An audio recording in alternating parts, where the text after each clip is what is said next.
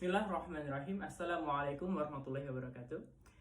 Ya, teman-teman sekalian, pada kesempatan hari ini kita akan bahas tentang konsep dasar bahasa Inggris yang akan dipresentasikan oleh Habib Ruhtan Sawikanjia dan juga Muhammad Mu'azzat Fuadi. Baik, kita akan mulai pada bentuk dasar dan standar penulisan. Ya, ketika kita berbicara dengan penulisan, maka kita akan berbicara tentang tenses atau kata atau kalimat. Kalimat merupakan kumpulan kata yang bermakna, berpola, subjek, dan verb, dapat berdiri sendiri dan menyatakan sesuatu ide dan gagasan secara lengkap. Baik, kita akan mulai pada pola susunan kalimat.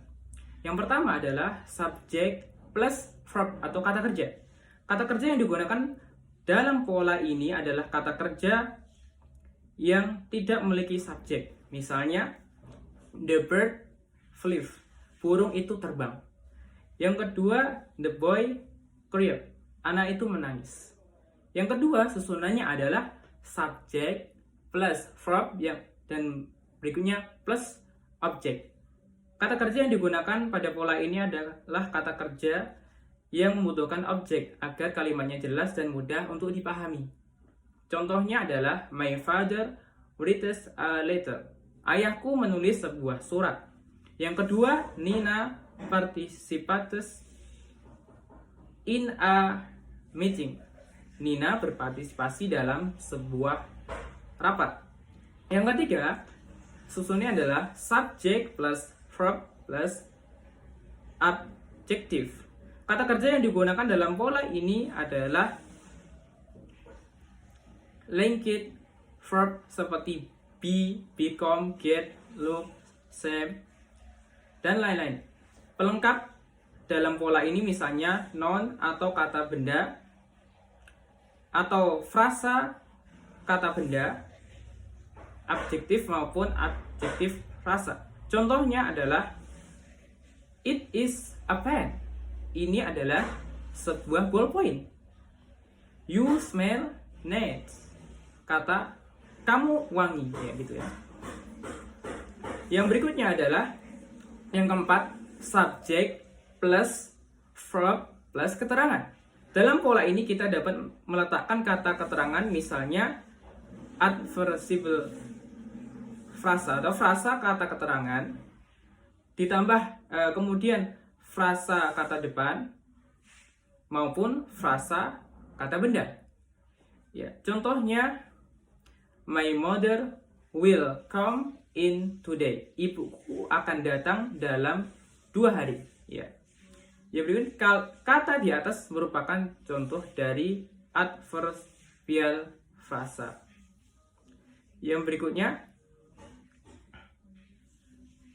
Alfio is at the hospital. Alfio ada di rumah sakit. Kalimat di atas merupakan contoh dari frasa kata depan ya. Baik. Nomor 5 yaitu subjek plus verb plus objek plus objek 2. Jadi ada 2 objek ya. Objek 1 dan objek 2. Subjek plus verb plus objek 1 plus objek 2.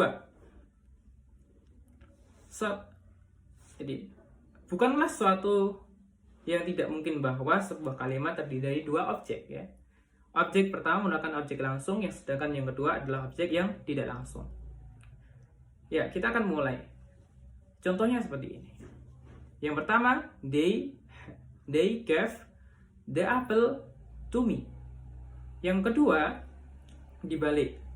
They gave me the apple.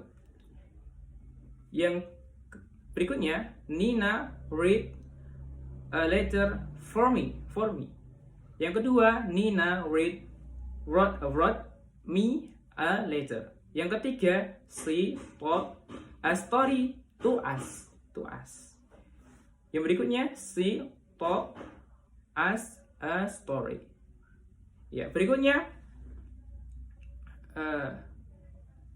ya mungkin itu.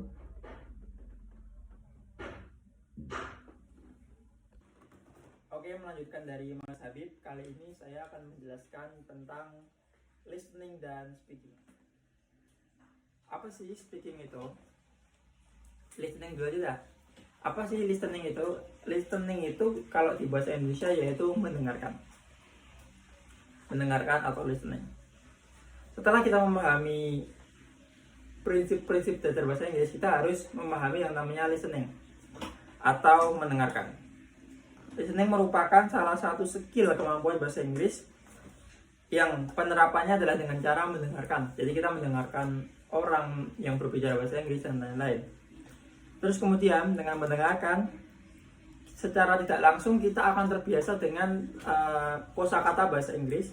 Kita akan terbiasa dengan kata-kata asing bahasa Inggris, sehingga nantinya kita akan paham lama-lama apa yang diucapkan orang lain dalam bahasa Inggris.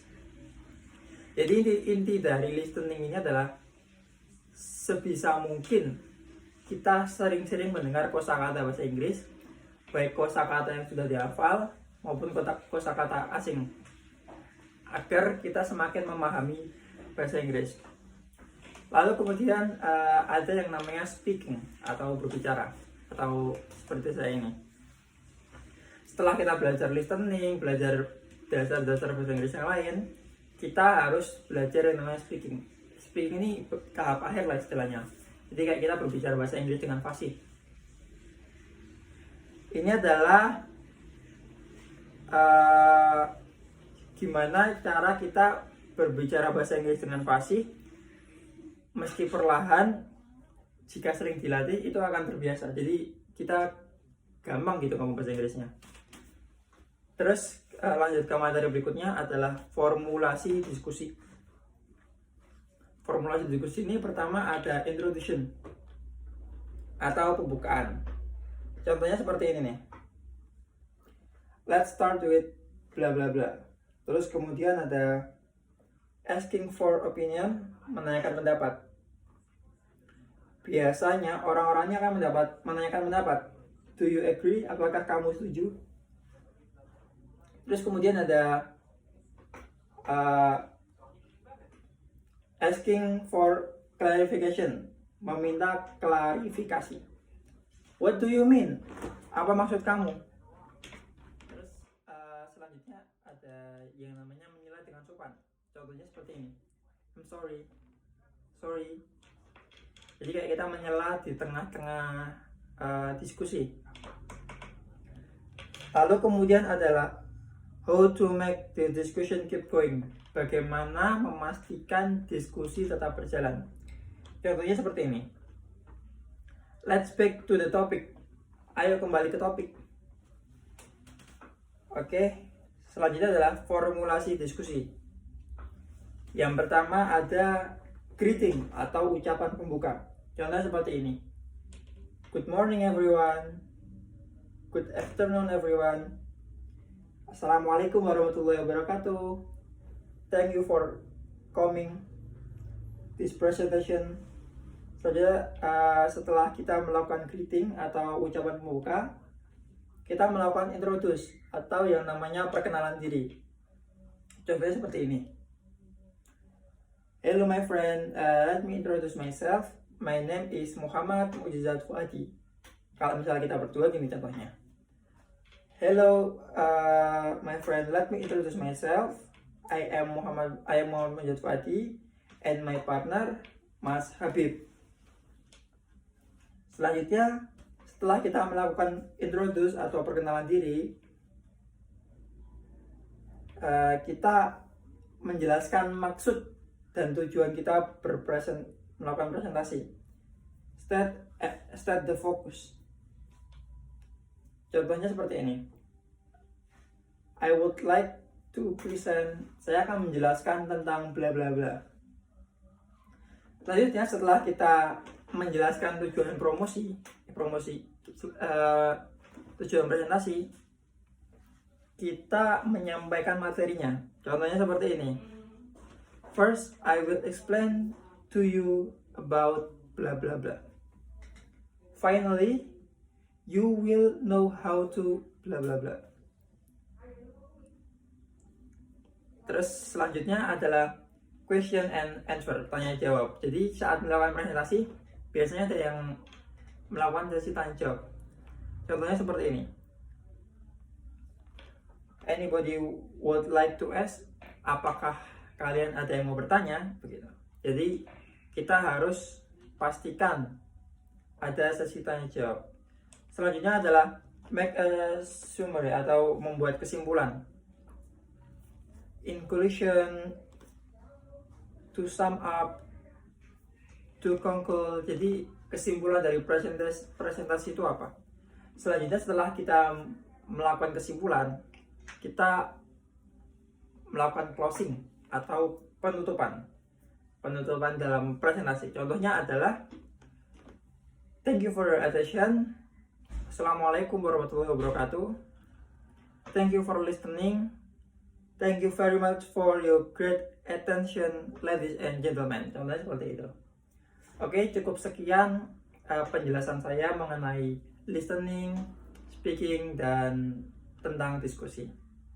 Bila ada salah, mohon dimaafkan. Kurang lebihnya mohon maaf. Thank you for attention. Wassalamualaikum warahmatullahi wabarakatuh.